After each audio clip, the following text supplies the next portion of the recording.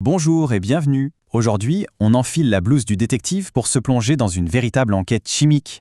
L'objectif? Démasquer un composé totalement inconnu. Allez, c'est parti.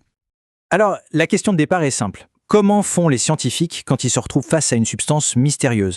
Comment est-ce qu'ils arrivent à trouver sa carte d'identité, sa formule chimique précise? C'est tout le processus qu'on va décortiquer ensemble. Pour mener cette enquête, on a un outil principal, un peu comme la mallette de l'expert scientifique, c'est l'analyse quantitative. Son rôle, ce n'est pas juste de dire quels éléments sont là, mais surtout de dire en quelle quantité exactement. Et ça, c'est absolument crucial pour la suite. Mais attention, avant de se lancer, il faut savoir qu'un composé peut avoir deux fiches d'identité différentes. C'est important de bien faire la différence pour ne pas se tromper de suspect en cours de route. Regardons ça de plus près. D'un côté, on a la formule empirique. C'est le ratio le plus simple possible entre les atomes. Pour le glucose, par exemple, c'est CH2O. C'est un peu son surnom, son alias. De l'autre côté, il y a la formule moléculaire, qui donne le nombre réel de chaque atome. Pour le glucose, c'est C6H12O6. Ça, c'est sa véritable identité. Bon, maintenant qu'on a les bases, direction la scène du crime. Pour collecter nos tout premiers indices, on va utiliser une technique classique mais redoutable, l'analyse par combustion. C'est vraiment là que l'enquête démarre. Alors, comment ça marche? En fait, le principe est super malin. D'abord, on prend une masse très précise de notre échantillon et on le brûle complètement. En brûlant, tout son carbone se change en dioxyde de carbone et tout son hydrogène se change en eau. Ensuite, on fait passer les gaz produits à travers deux pièges. Le premier capture toute l'eau et le second, tout le CO2.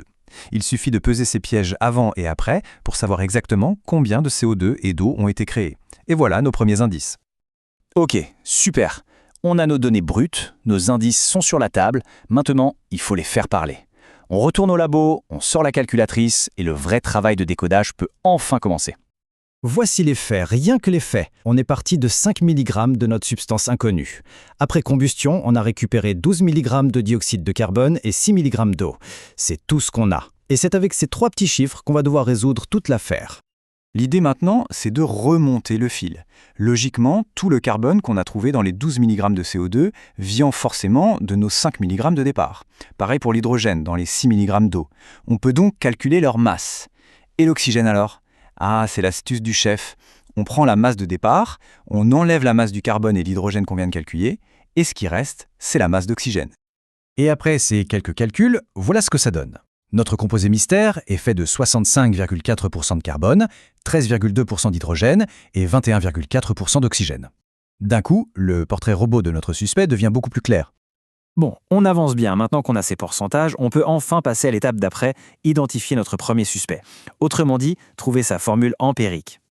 Pour transformer ces pourcentages en un vrai ratio d'atomes, on ne fait pas ça au hasard. Non, on s'appuie sur un des piliers de la chimie, la loi des proportions définies. C'est elle qui nous garantit qu'on peut convertir ces masses en un rapport simple entre des nombres entiers. Parce que c'est comme ça que les atomes s'assemblent toujours. Concrètement, comment on fait? On imagine qu'on a 100 grammes de notre composé. On aurait donc 65,4 grammes de carbone, 13,2 grammes d'hydrogène et 21,4 grammes d'oxygène. En divisant chacune de ces masses par la masse atomique de l'élément correspondant, on obtient une quantité, des moles. Et en comparant ces quantités, on trouve le ratio le plus simple possible, 4 atomes de carbone pour 10 d'hydrogène et 1 d'oxygène. Ce qui nous amène à notre première grande révélation de l'enquête.